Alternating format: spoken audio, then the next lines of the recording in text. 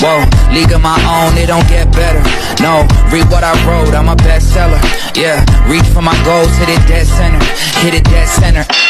Bullseye, hit it the most, there's no misses. Something like fish in a barrel, it's no different. Blindfold on me, I still got the most vision. Trendsetter told them before, but they don't listen. Afro Tug Nation, it's your boy T3 Geek Town. Let's get down for the clown, but before we do that, let's pay these bills. Like, subscribe, share, comment, come talk to your boy. I appreciate everybody that comes through, everybody that is hitting me up. 312 subscribers, because you've been out there telling your mama, been telling your friends, but that's not what brought you up in here today. May the 4th be with you. I know everybody was it's gonna be May. This ain't 6 months. This is Star Wars month. This is the month that is all about us. Sith, Jedi, you know what I'm saying, Stormtroopers, you know what I'm saying? Everybody, the Bad Batch, everything you want to talk about, everything that we go, let's talk about why May the 4th be with you. It's such my favorite month, outside of it being my birthday month. In 1977, the same year I was born, Yo Mans was able to be born on the greatest day of this world, the opening of Star Wars. You know what I'm saying? That's the first installment that George Lucas put into the game. A young kid from the desert, you know what I'm saying, from a desert planet called Tatooine. He's out there with his uncles and everything else, just trying to live his life as best as he possibly could, because he was abandoned as a child. He was like, man, ain't nobody out here. But then he comes across a cat named Obi-Wan Kenobi, who lets him know, I know your father. Your father was the man. Your father was my homie. He was my greatest student and also my biggest disappointment. And we moved on into the greatest creation of all time. We have gone to have 9 cinematic universe movies, 1,000 television shows.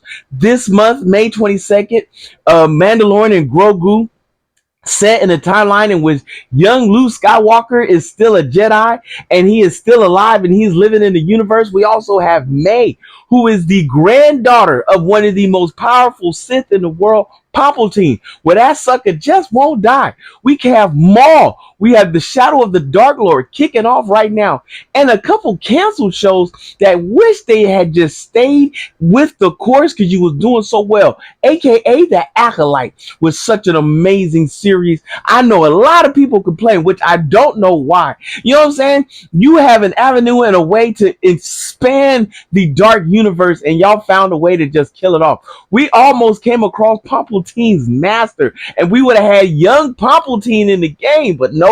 Here you go. You didn't want to come across nothing new. You wanted to be politically accurate. Yo, son, that's not how the movie will work. Things change, and some things never stay the same. And that's the way it goes. We came across Bad Batch, the group of clones who did not get caught up in Order 66 and was able to overcome all the things that was out there. You got your man Cad Bane, one of the biggest, baddest bounty hunters in the game.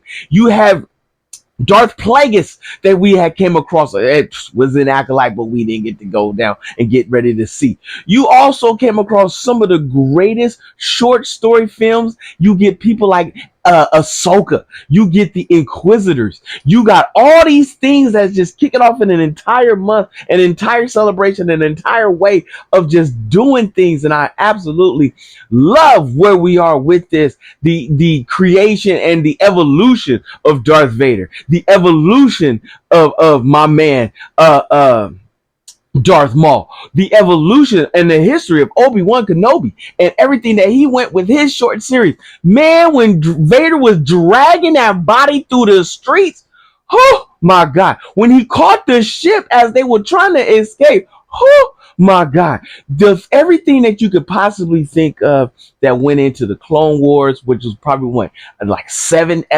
seasons of just up and down insaneness that went across the evolution of Yoda, Grogu, and his family. You know what I'm saying? We come across other Jedi like Qui-Gon. You know what I'm saying? Star Wars Rebels, Sabine Wren. You got the Dark Saber and Bo-Katan. You know what I'm saying? You got the entire Mandalorian clan. The Book of Boba Fett. Sir, if you are not absolutely sitting back watching everything that goes on. You had a Han Solo movie. That was okay. But you know what? It's in the universe. It is cinematic. You had a young pilot out there doing and smuggling and getting on his game.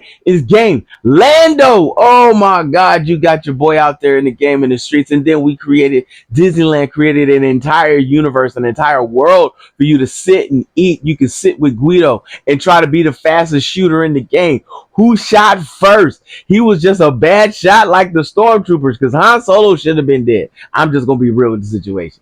But this is where we are, and this is how we are. This is where we're at. If you are not excited for this day, how are you a part of Geek Town? How are you with Afro Tech Nation if you are just not jazzed? I'm trying to tell you. Man, I cannot wait for all the things that's coming, all the things that's going out. Boy, the absolute greatness of it all is absolutely magnifique. All right, this is the Geek Nation's Town for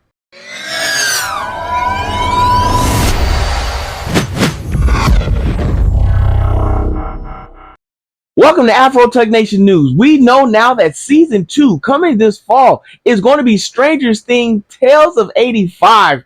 Absolute, positively great little small series. It was cute. You introduced new characters that we know that are not in the series. We know that Stranger Things, the live action is complete. So why not tell the stories in between two things? Season 2 is still part of, if not to be remiss, between seasons 2 and 3.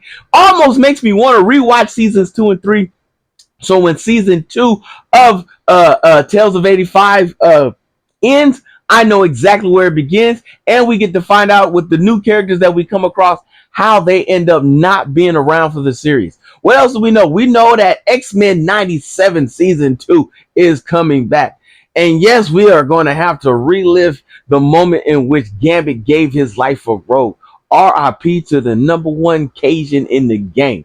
Also, we get to find out when Professor X shows back up at the end. To me, my X-Men. And you had one of the baddest, and I mean hardcore scenes, with Nightcrawler and Wolverine taking on the Sentinels and all the people that was in there. You got a full-on gore bash that you have been waiting for this whole time.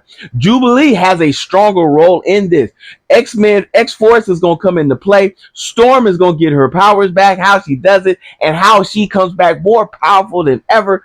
There is so many things that's out there in Geek News to talk about. May 22nd, we got Grogu coming down. This weekend, Mortal Kombat the second movie, not season 2. The second movie drops this Friday. Your mans will be in theaters to drop that review for you on that top of the game. May is going to be absolutely positively, I can't take it, I can't wait for it, all the top of the game. Amazing. Thank you for checking out.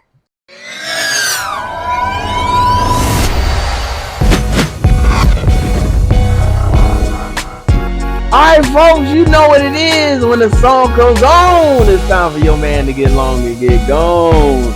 But if you see your mans in the streets, hit them with the beats. Hit them with a jingle jangle, baby. Jingle jangle. Like, subscribe, share. Let's go.